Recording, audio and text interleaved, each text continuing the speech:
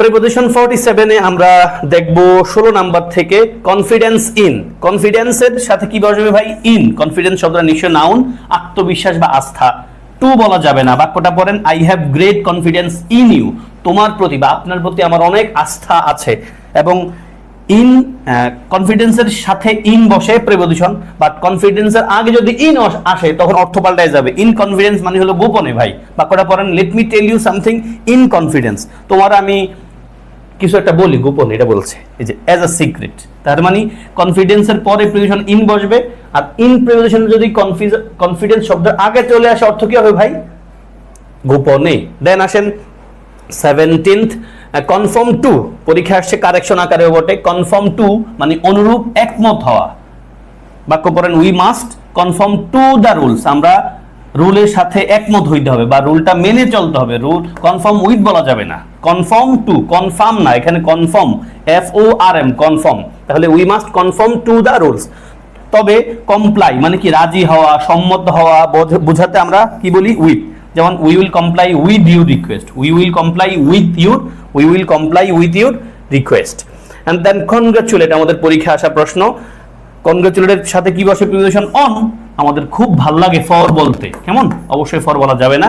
I congratulate you on your success. আমি আপনাকে শুভেচ্ছা জানাই আপনার সফলতায়। আপনারে আমারে জীবনে কেউ শুভেচ্ছা জানাবে না।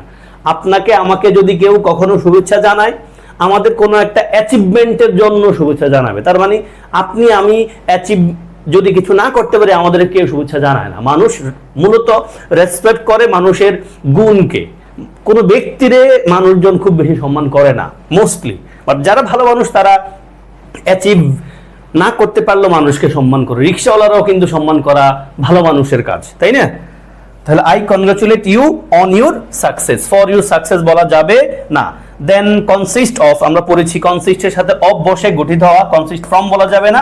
A year consist of 12 months, 12 মাসে 1 বছর হয়, এটা বলছে। Consists of, consists of. And then cover with, cover with ছেয়ে যাওয়া বা আচ্ছাদিত করে ফেলা। কাভার্ড বাই বলা যাবে না। বাক্য পড়েন ভাই, the mountains are covered with অথবা ইন স্নো। এটা পরীক্ষা আসছে কিন্তু একাধিকবার। The mountains are covered with অথবা ইন স্নো। এক্স্যাক্টলি এটা না, মাউন্টেন্সের জায়গায় অন্য কিছু দিয়ে আসছে। তো the mountains are covered with অথবা covered in snow. Then cure for, cure আমরা পড়েছিলাম এটা। কিউর ফর, সাবধান, কিউরের সাথে ফরও বসে, কিউর অফও বসে। কিউর অফ যদি কিউ শব্দটা ভার্ব আকারে বসে তখন আমরা কিউর অফ লিখি, আর কিউরের পরে ফর লিখি যখন এটা নাউন আকারে বসে। তবে কোনোভাবে ফ্রম লিখা যাবে না। দেখেন, the man was cured of, এখানে কিউড শব্দ ভার্ব আকারে বসা আছে প্যাসিভ সেন্টেন্সে। The man was cured of his illness, the man was cured of his illness. মানুষটা আরোগ্য লাভ করেছিল কোথা থেকে? তার রোগ থেকে। কিন্তু কিউর শব্দ যখন নাউন হিসেবে বসে তখন সেক্ষেত্রে ফর কে গ্রহণ করে। যেমন there is no cure for that disease, ওই রোগের কোনো কিউর নাই, মানে আরো নিষ্পত্তি নাই, ভালো হওয়ার কোনো উপায় নাই। ডিপেন্ড অন অথবা আপন, ডিপেন্ড অন অথবা আপন, নির্ভর করা, কোনোভাবেই ফ্রম না। ইট ডিপেন্ডস অন হার অথবা ইট ডিপেন্ডস আপন হার। এই ডিপেন্ড শব্দটাকে আমরা কিন্তু খুব করে ব্যবহার করি। I depend on my creator আল্লাহ সুবহানাহু ওয়া তাআলা, তাই না? তারপর একে অর্থে ভাই রিলাই, ব্যাংক, হিঞ্জ, অ্যাক্ট, এদের পর কি বসে ভাই? প্রিপোজিশন অনও বসতে পারে, আপনও বসতে পারে। I can rely on or আপন হিম, আমি তার উপর রিলাই করতে পারি না। কোনো ব্যক্তির উপর আমরা রিলাই করলে ধরা খাইতে হবে, কিন্তু কোনো ব্যক্তির উপর 100% রিলাই করা যাবে না। রিলাই করা যাবে কেবলমাত্র নিজের উপর এবং আল্লাহর উপর। 23rd, ডিপ্রাইভ অফ, খুব রিপিটেড কোশ্চেন। ডিপ্রাইভ অফ মানে বঞ্চিত বা বিরহিত হওয়া, করা মানে বঞ্চিত করা, বঞ্চিত হওয়া। ডিপ্রাইভ ফ্রম বলা যাবে না, যদিও বলতে খুব ভাল লাগবে আমাদের। Nelson Mandela was deprived of his freedom, deprived of, okay, deprived of. তারপর আসেন 24, আমরা ডাই দিয়ে প্রিপোজিশন পড়েছিলাম। রোগে মারা যাওয়া বলতে আমরা ডাই অফ ইলনেস বলি, die of an illness, die of cholera, die of malaria.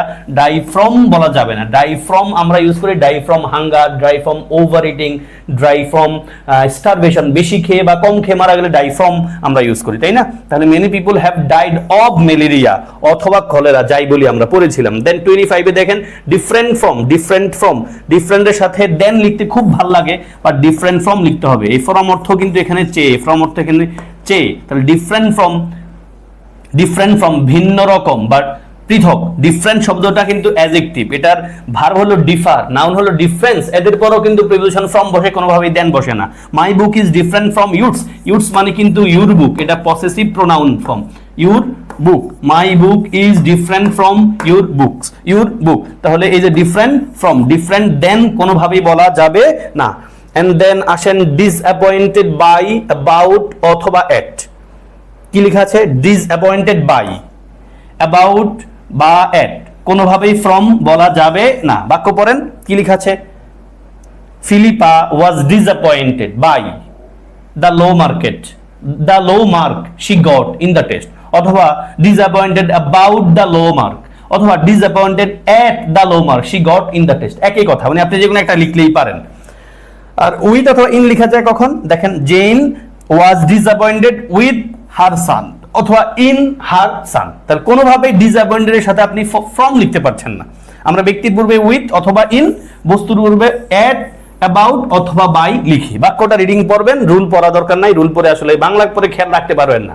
Reading পড়তে থাকেন, আপনার মুখের এটা অটোমেটিকলি চলে আসবে যখন আপনি ব্যবহার করবেন, লিখবেন, বলবেন বা পরীক্ষা পাবেন। Divide into parts, divide into parts, অংশে ভাগ করা।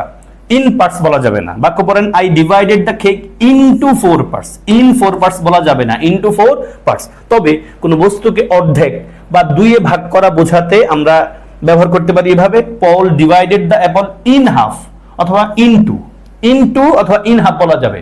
বাট ডিভাইডেড ইনটু পার্টস, মানে পার্টস শব্দটা আনলে কিন্তু ডিভাইড ইন পার্টস বলা যাবে না, কি বলতে হবে? ইনটু পার্টস, ইনটু 4 পার্টস এখানে আছে। দেন নো ডাউট, নো ডাউট মানে কি ভাই? নো ডাউট অফ অথবা অ্যাবাউট, নো ডাউটের পর আমরা লিখবো অফ অথবা অ্যাবাউট, কোনোভাবেই ফর না, যদিও বাংলা অর্থ করতে গেলে ফর কথাটা আসলে আমাদের ভালো লাগবে বেশি। I have no doubt of or about his ability, for his ability বললে ভালো লাগে না, আমরা যখন বাংলা ভেঙে ভেঙে পড়তে চাই না। তাহলে আই হ্যাভ নো ডাউট, আমার কোনো ডাউট নাই, of or about his ability, তার সামর্থ্য নিয়ে আমার কোনো ডাউট নাই। তাহলে ডাউট শব্দটার অ্যাডজেক্টিভ হলো ডাউটফুল, সন্দিগ্ধ বা সন্দেহপ্রবণ, এরপর প্রিপোজিশন কি বসে? অফ বসে। I am doubtful of his ability to pass.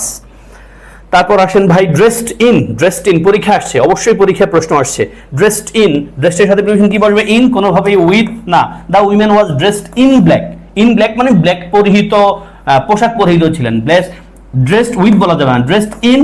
এবং আমরা সেম কথাটা দেয় ওয়াজ ড্রেসড ইন ব্ল্যাক, এই কথাটা বোঝায় আবার the women was in black কথাটাও কিন্তু ওই ড্রেসের কথাই রেফার করে। 30 আমরা দেখি এক্সেপশন টু মানে বহির্ভূত বা ব্যতিক্রম, ব্যতিক্রম। এক্সেপশন টু, কোনোভাবে এক্সেপশন অফ বলা যাবে না, এক্সেপশন অফ বলা যাবে না। This is an exception to the rule, this is an exception to the rule, এটা হলো রুলের ব্যতিক্রম। আমরা বাংলায় পড়তে গেলে, বাংলা পড়তে গেলে নিপাতনে সিদ্ধ নামে কিছু জিনিস পাই, তাই না? আপনি সমাস কারক, প্রকৃতি পড়তে, নত্যবিধান, সত্যবিধান 9-10-এ এইচএসসি অ্যাডমিশন লেভেলে চাকরি বাকরির জগতে আমরা পড়ে থাকি। এখন অনেকগুলো রুলস পড়ছেন আপনি, দিন শেষে আবার লেখা থাকে নিপাতনে সিদ্ধ, মানে কোনো নিয়ম কারণ নাই। এটাই বলছে this is an exception to the rule, exception to the rule. Exception to পড়বেন, এক্সেপশন অফ বলা যাবে না ভাই। আমরা বলি with the exception of, with the exception of, এক্সপ্রেশনটা হবে উইথ দ্য এক্সেপশন অফ অথবা এক্সেপশন টু, এক্সেপশন টু অথবা উইথ দ্য এক্সেপশন অফ। যেমন she liked all her subjects, সে তার সব সাবজেক্ট পছন্দ করে, with the exception of physics, মানে কি? ফিজিক্স ছাড়া, ফিজিক্স ছাড়া, ফিজিক্স ব্যতীত।